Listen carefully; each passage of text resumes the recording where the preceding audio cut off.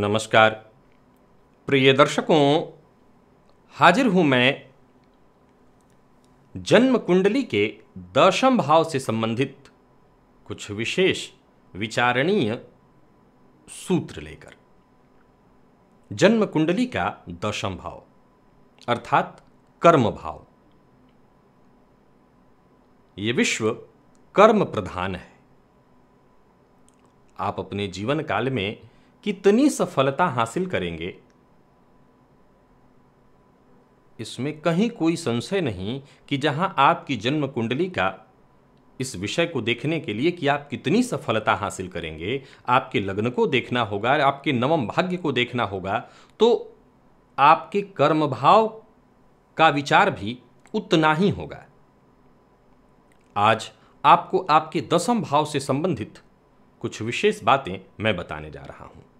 ऐसा नहीं है कि दशम भाव के संबंध में मैं पहली बार कोई कार्यक्रम लेकर के आया हूं। दशम भाव के संबंध में पूर्व में भी मैंने कई कार्यक्रम किए हैं।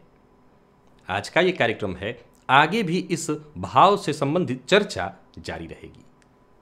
जन्म कुंडली का दशम भाव, अगर इस भाव पर शुभ ग्रह की दृष्टि हो तो इसमें कहीं कोई संशय नहीं कि आप अपने जीवन काल में अपने कर्म क्षेत्र में सफलता हासिल करेंगे। मैं जितने भी सूत्र आपको बताते जा रहा हूं, इन सूत्रों को केवल सुनिए मत, अपनी जन्म कुंडली से भी मिला सकते हैं, चाहें तो नोट कर सकते हैं। तो वहीं जन्म कुंडली के दशम भाव में बुध का स्थित होना बेहद श्रेष्ठ माना गया है।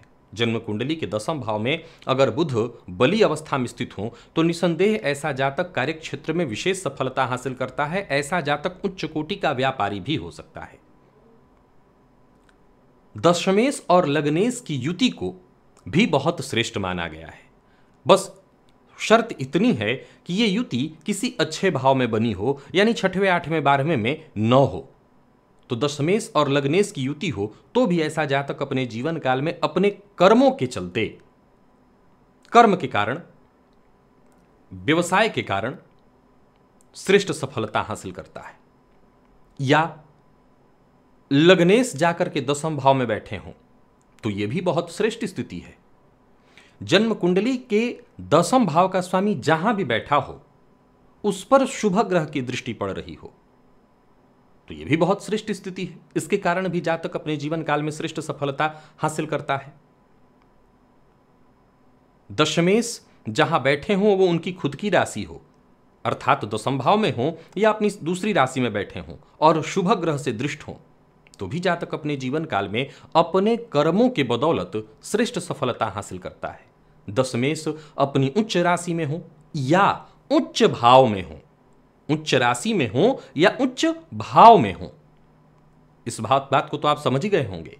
उदाहरण से अगर हमें देवगुरु बृहस्पति को समझना है तो देवगुरु बृहस्पति अगर आपके मान लिया जाए दशमेश हैं, तो मैंने क्या कहा भी, या तो अपनी उच्च राशि अर्थात कर्क राशि में हो या उच्च भाव। अब उच्च भाव कौन सा होता है, तो उच्च भाव को समझना है तो कालपुरुष की कुंडली अर्थात मेष लग्न की कुंडली में जहां देवगुरु उच्च के होते हैं, कर्क राशि चौथे भाव में हो।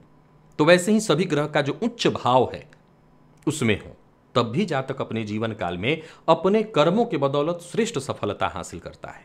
प्रिय दर्शकों, एक बेहद विचारणीय तथ्य है कि दशमेश अगर 8वें और 12वें भाव को छोड़ दें, यहां यह भी विचारणीय है कि मैं 8वें और 12वें से भी संबंधित आपको आगे बातें बता रहा हूं, तो लगभग हर भाव में अच्छा फल देते हैं। जैसे दशम भाव का स्वामी लग्न में हो तो बहुत बढ़िया, द्वितीय में भी बहुत अच्छी स्थिति है, तृतीय भी बहुत बढ़िया, चतुर्थ में हो तो अपने घर को देखेंगे, पंचम में भी हो तो बहुत बढ़िया, षष्ठ में हो तो जातक प्रतियोगिता लगातार करेगा, लगातार उसको प्रयत्न अधिक करना पड़ेगा, हर मामले में उसके साथ प्रतियोगिता होती ही रहेगी, लेकिन उससे वो आगे बढ़ेगा। सप्तम में भी कोई दिक्कत नहीं, अष्टम में थोड़ी दिक्कत, नवम बढ़िया ही है, धर्मकर्माधिपति योग बनेगा, दशम में तो है ही, एकादश भी बहुत बढ़िया, द्वादश में भी दिक्कत नहीं।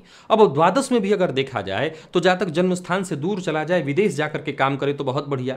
अष्टम में हो तो थोड़ी सी परेशानी जीवन काल में बनी रहती है। यानी देखा जाए तो दशमेश एक ऐसे ग्रह हैं, लगभग 2 भावों को छोड़ दें तो 10 भावों में वो अच्छा ही फल देते हैं। ये बात कहीं ना कहीं दशमेश के साथ लागू है, ये हर ग्रह भाव के साथ नहीं, दशम भाव के साथ लागू है।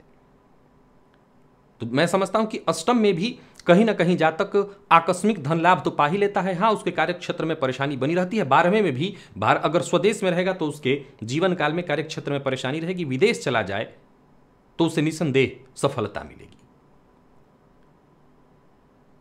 तो वहीं दशमेश 11वें भाव में बलवान होकर के बैठे हो और 11वें भाव का स्वामी दशम में ये परिवर्तन हो गया हो, अत्यंत श्रेष्ठ है। जातक अपने जीवन काल में उच्च सफलता हासिल करेगा।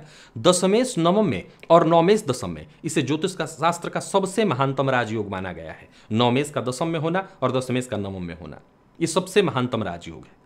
इस योग में जातक निसंदेह अपने जीवन काल का हर सुख हासिल करता है। महाराजा के समान योग इसको माना गया है। पंचम में देवगुरु हो और दशम में चंद्रमा हो तब भी आपका दशम मजबूत हो जाएगा। जातक उच्च कोटि का बुद्धिमान, ज्ञानवान और अपने बुद्धि के द्वारा सब कुछ हासिल करता है। तो वहीं दशम भाव में 4 या 4 से अधिक 5 ग्रह, 6 ग्रह बैठे हों, उसमें पापक ग्रह भी हो सकते हैं, तो भी जातक अपने जीवन काल में, अगर वो अंश बल में बली हो, तो जातक अपने जीवन काल में अपने कर्मों की बदौलत नाम हासिल करता है, सम्मान हासिल करता है, हर तरह का सुख हासिल करता है। अथवा दशम भाव में कोई भी 3 शुभ ग्रह बैठे हों, नृप योग बन जाता है। इस योग अवस्था में भी जातक अपने जीवन काल में अपने कर्मों की बदौलत हर सुख हासिल करता है। दशम भाव में मंगल बलवान होकर के बैठे हों, बली हो जाएं, उच्च के हो जाएं, तब तो कहना ही नहीं है। ऐसे भी मंगल वहां बली होते हैं, अंश बल से भी बली हैं, नीच राशि में अपने नहीं बैठे हैं, तो भी जातक अपने जीवन काल में अपने कर्मों की बदौलत हर सुख हासिल करता है। शुभ कर्तरी योग लगा हुआ हो दशम भाव को, यानी नवम भाव में शुभ ग्रह, एकादश भाव में शुभ ग्रह हो, तब भी जातक अपने जीवन काल में हर सुख हासिल करता है अपने कर्मों के बदौलत। दशम भाव में अंश बल से बली राहु बैठे हों, और शर्त यह भी है कि जिस भाव में, वहां दशम भाव में जो राशि बनी हुई है, उस राशि का राशिपति अंश बल में अगर बली हो, अच्छी स्थिति में बैठा हो, तो यह भी बहुत अच्छी स्थिति है। जातक अपने कर्मों के बदौलत हर सुख हासिल करता है। दशम भाव का स्वामी नौमांश में बलवान हो, अच्छी स्थिति में हो, दशमांश में बलवान हो, तो भी जातक या शुभ ग्रह से दृष्ट या शुभ ग्रह से युक्त हो, तब भी जातक अपने जीवन काल में अपने कर्मों की बदौलत सफलता हासिल करता है। दशम भाव के स्वामी जिस भाव में बैठे हो, उस भाव का स्वामी उच्च भाव में बैठा, उच्च राशि में बैठा हो, अपनी उच्च राशि में, तो यह भी स्थिति जातक को मजबूती प्रदान कराने वाली है। इस अवस्था में जातक अपने कर्मों के बदौलत सफलता हासिल करता है।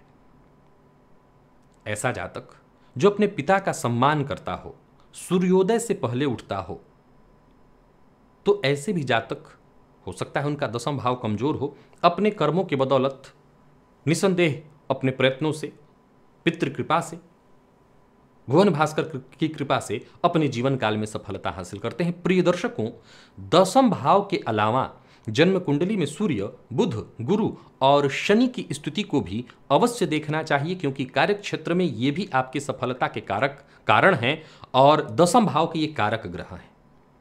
अगर आपकी जन्म कुंडली में सूर्य अच्छी स्थिति में है, बुध अच्छी स्थिति में है, शनि अच्छी स्थिति में है, गुरु अच्छी स्थिति में है, तो भी आप अपने जीवन काल में अपने कर्मों के बदौलत सफलता हासिल करेंगे।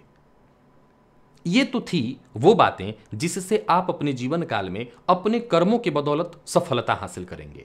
तो वहीं दशम भाव पीड़ित भी हो जाता है। किस स्थिति में? दशम भाव सुप्त हो। कैसे? उस भाव पर किसी ग्रह की दृष्टि न पड़ रही हो, उस भाव में कोई ग्रह न बैठा हो, तो दशम भाव सुप्त अवस्था में चला जाएगा। दशम भाव पर किसी ग्रह की दृष्टि न हो तो दशम भाव सुप्त हो जाएगा, तो ये बहुत खराब स्थिति है। दशमेश 6वें, 8वें, 12वें भाव में जाकर के बैठे हों, या दशमेश की युति 6वें, 8वें, 12वें भाव के स्वामी के साथ हो जाए। फिर से, दशम भाव का स्वामी कुंडली के 6वें, 8वें, 12वें भाव में हो, या दशमेश की युति 6वें, 8वें, 12वें भाव के स्वामी के साथ हो जाए, तो भी जातक को जीवन काल में निरंतर कार्यक्षेत्र में संघर्ष, परेशानियों का सामना करते रहना पड़ता है। या 6वें, 8वें, 12वें भाव के स्वामी दशम में आकर के बैठ जाएं, तब भी जीवन काल में निरंतर संघर्ष, परेशानी, कष्ट बना रहता है। दशमेश शुभ ग्रह से दृष्ट न हो, दशमेश पर पाप ग्रह की दृष्टि पड़ती हो, तब भी जातक को जीवन काल में कार्यक्षेत्र में परेशानियों का सामना करना पड़ता है। जन्म कुंडली के दशम भाव में अगर देखा जाए तो पाप ग्रह के होने से कोई नुकसान नहीं है, लेकिन शुभ ग्रह के ना होने से या शुभ ग्रह की दृष्टि ना पड़ने से ज्यादा नुकसान है। दशम भाव में पाप ग्रह हो सकते हैं, चलेगा, राहु पाप ग्रह ही है, मंगल पाप ग्रह ही है, सूर्य के लिए भी देखा जाए तो पाप ग्रह, आप इन्हें क्रूर ग्रह कह सकते हैं। तो पाप ग्रह के होने से कोई नुकसान नहीं, परंतु शुभ ग्रह की दृष्टि का ना पड़ना ठीक नहीं है। ये कहीं ना कहीं इस भाव को कमजोर करता है। इस भाव पर शुभ ग्रह की दृष्टि होनी चाहिए। तो वहीं दसम भाव शुभ कर्तरी योग में हो, पाप कर्तरी योग में हो, यानी एक तरफ नवम भाव में पापग्रह, लाभ भाव में पापग्रह, तो ये कार्य क्षेत्र को प्रभावित करेगा। यहां गौर करिएगा कि लाभ भाव में पापग्रह लाभ की स्थिति तो बना के रखेंगे, लेकिन फिर भी जातक के कार्य क्षेत्र में निरंतर परेशानियां आती रहेंगी, निरंतर वो जूझता रहेगा। दशमेश मृत अवस्था में हो, छठवें आठवें में बता चुका हूं कि बैठे हुए हों तो ये जीवन काल में कष्ट दे देंगे, कार्य क्षेत्र में सफलता नहीं मिलने देंगे। यूं समझ लीजिए कि दसम भाव पर शुभ ग्रह की दृष्टि न हो, सूर्य, गुरु, बुध और शनि किसी न किसी प्रकार से जन्म कुंडली में आपके पीड़ित होते हैं। और किसी न किसी प्रकार से का क्या मतलब होता है, मान लिया जाए सूर्य आपकी कुंडली में राहु के साथ युक्त है, राहु की दृष्टि पड़ रही है गुरु पर भी, शनि आपकी कुंडली में अंश बल से कमजोर है, तो वही बुध आपकी कुंडली में नीच राशि में बैठे हैं, यानी मिला जुला के हर इन जो 4 ग्रह हैं, चारों ग्रहों के साथ कोई ना कोई किंतु लगा हुआ हो, तो भी जातक को जीवन काल में अपने कर्म क्षेत्र में या कार्य के कारण या जो उसको आसानी से मिलना चाहिए, पहले तो उसको कई बार काम ही कायदे का नहीं मिलता, उसके मन के अनुकूल पहले काम नहीं मिलता, और जो काम मिलता है उससे भी उसको सफलता नहीं मिलती। वही दसम भाव का स्वामी नवमांश में, दशमांश में पीड़ित हो, कमजोर अवस्था में हो, शुभ ग्रह से दृष्ट न हो, शुभ ग्रह से युक्त न हो, तब भी जातक को अपने जीवन काल में कष्ट होता है। दशमेश नीच राशि में हो या नीच भाव में बैठे हो, भाव शब्द आप समझ लीजिए, जैसे उच्च है वैसे नीच गुरु के लिए ले लीजिए। देव गुरु बृहस्पति दसम भाव में उनकी नीच, वो नीच भाव है उनका, क्योंकि मकर राशि होती है कालपुरुष की कुंडली में, तो यहां भी होकर के वो कमजोर होते हैं। अब वो कमजोर तब ज्यादा हो जाते हैं जब पीड़ित हो जाए। पीड़ित कैसे? जब दसम भाव में 10 नंबर ही बना हुआ हो, अथवा दसम भाव में हो और पाप ग्रह से ही केवल दृष्ट हो, शुभ ग्रह की दृष्टि न पड़ती हो, तब भी जातक के जीवन काल में कार्य क्षेत्र में लगातार परेशानियों का सामना उसको करना पड़ेगा। अब दसम भावपति नीच राशि में हो अपने, और उस पर शुभ ग्रह की दृष्टि न हो, या किसी प्रकार किसी सूत्र से नीच भंग न होता हो, ऐसा जातक अपने पिता का अनादर करता हो, ऐसा जातक सूर्योदय के बाद तक सोता हो, निसंदेह जीवन काल में परेशानियां बनी ही रहेंगी, कर्म क्षेत्र में सफलता जातक को हासिल नहीं होगा। तो वहीं दसम भाव के स्वामी जिस भाव में बैठे हों, मान लिया जाए उस भाव का भावपति नीच राशि में चला जाए, तो यह स्थिति भी अच्छी नहीं है। इस अवस्था में भी जातक को जीवन काल में उसके कर्म क्षेत्र में सफलता हासिल नहीं होगी, परेशानियों का सामना करना पड़ेगा। मैंने दोनों ही स्थितियां आपके सम्मुख रखी, वो स्थितियां जिसके होने से जातक जीवन काल में श्रेष्ठ सफलता हासिल करता है, तो वो स्थितियां जिसके होने से जातक के जीवन काल में निरंतर परेशानियां बनी रहती है। प्रिय दर्शकों, आप अपनी जन्म कुंडली को देखिए। मैंने बहुत से सूत्र बताए, ये हो तो सकता है कि लगभग बहुत सारे ऐसे सूत्र हैं जो बहुत से लोगों की जन्म कुंडलियों में घटित हो रहे हों, लेकिन ऐसा हो सकता है कि बहुत से सूत्रों को बताने के बाद अच्छा या बुरा दोनों में से कोई स्थिति आपकी कुंडली में ना आ रही हो, तब भी आप अपने जीवन काल में अपने कर्म क्षेत्र में परेशान चल रहे हों। एक ही बात याद रखिए, ये जो कर्म भाव के 4 कारक ग्रह मैंने बताए हैं, सूर्य, बुध, शनि और गुरु, इनको बलवान करिए, इनकी स्थिति को जन्म कुंडली में देखिए और इनको बलवान, अगर आपके लग्न से ये संबंधित नहीं है, आपके लग्न में कारक नहीं है, तो इनसे संबंधित वस्त्रों का कभी कभी धारण करना, इनसे संबंधित मंत्रों का जप करना, पूजा पाठ करना, जो समय समय पर मैं बताता रहता हूं, इन उपायों को करके भी आप अपने कर्म भाव को जागृत कर सकते हैं। याद रखिए कि हो सकता है आपके पास आपका भाग्य प्रबल न हो सकता है कमजोर भाग्य को लेकर के आपने जन्म लिया हो, लेकिन अगर भाग्य कर्म मजबूत है तो कमजोर भाग्य को भी परास्त करके पुरुषार्थी अपने पुरुषार्थ से नए भाग्य का निर्माण करता है। भाग्य कमजोर हो कोई बड़ी बात नहीं, लेकिन अगर कर्म मजबूत है तो उस कमजोर भाग्य को परास्त करके एक नए भाग्य का निर्माण किया जा सकता है। यह पुरुषार्थ से संभव है। तो अपने जन्म कुंडली को देखिए और अपने दसम भाव को मजबूत कीजिए। आशा करता हूं दसम भाव से संबंधित जितने भी सूत्र मैंने आपको बताए, इन सूत्रों को आपने समझा होगा, इन सूत्रों को आपने नोट किया होगा। विशेषकर अगर आपके घर में छोटे बच्चे हैं तो उन पर, उनकी जन्म कुंडली पर इन सूत्रों को घटा करके देख लीजिए और पहले से ही, बाल्यकाल से ही उनकी कुंडली की इस दोष को दूर करने का आप प्रयत्न करने में लग जाइए, ताकि उनको आने वाले समय में अपने कर्म न करने के कारण परेशान न होना पड़े। इस परिस्थिति को आप अभी से ठीक कर सकते हैं। तो आज के लिए बस इतना ही, इजाजत दीजिए, पुनः मुलाकात होगी। तब तक के लिए नमस्कार।